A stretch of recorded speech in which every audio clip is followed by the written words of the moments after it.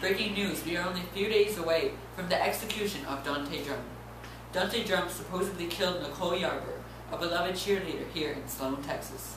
Tell us more, Samantha. Sure thing, Phil. After 9 years of death row, Dante Drum, killer of Nicole Yarber, will be executed Thursday at 6 p.m. Unless if by a miracle the defenders can find a way to save the man's life. But also stop Slone from turning to a protest war. Sounds like a lot of pressure going on here. It's too bad, you know. Death row sounds scary. What do you think, Phil? Well, Samantha, I believe that guilty criminals should be put on death row and executed. And apparently the governor does too, since he has never stopped an execution before.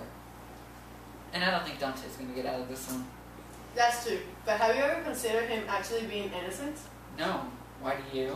Maybe. But anyways, here we have the interview recorded from the defendant's lawyer, Robby Flack. And let's take a look and see what we got. Hello, I'm Phil Blake from Slone News, and I'm going to give you some information about the case. We're going to interview Robby Flack, who just happens to be here. Let's get him. Robby Flack. I'm Phil Blake from Slone News. Do you mind if I ask you some questions? Make it quick. I'm like wasting my time. I won't waste your time, I promise. Okay, can you give me some information about the case? I can't say much. We're 3 days away from the execution. We've been on a repeat of the execution for a few weeks now. One thing we are working on, though, is an affidavit of Joey Gamble. Joey Gamble? Do you mean Nicole Yarber's supposed boyfriend? Yep. So he lied about everything he said about the case? Well, he wasn't telling the truth. That's what you think. Okay, that's all the information we need. Well, isn't he a bundle of joy? It seems like he's going under a lot of stress, don't you think? Sure is. Who wouldn't be?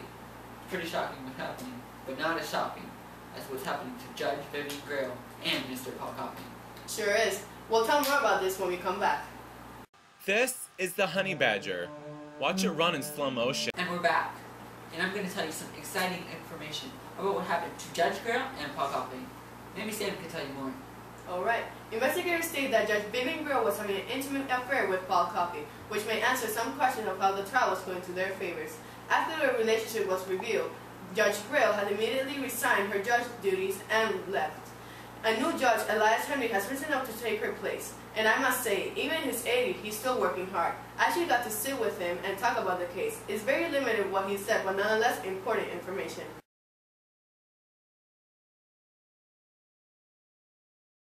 Thanks for taking the time to do this for me, Judge. With pleasure. Although I cannot answer that much, but I'll do whatever I can. Thanks. So how do you think the trial has been going throughout the years?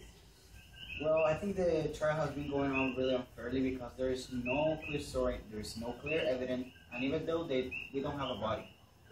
And what about Dante's confession? Well, I don't think that's credible either because I think he was under a lot of pressure at that time. And any further comments about the trial nowadays? Well, I think this trial has been going out of our hands because I don't know, it has been a long time since we have started the trial, and there's a lot of stress going on. Well, I see. Well, thank you. My pleasure.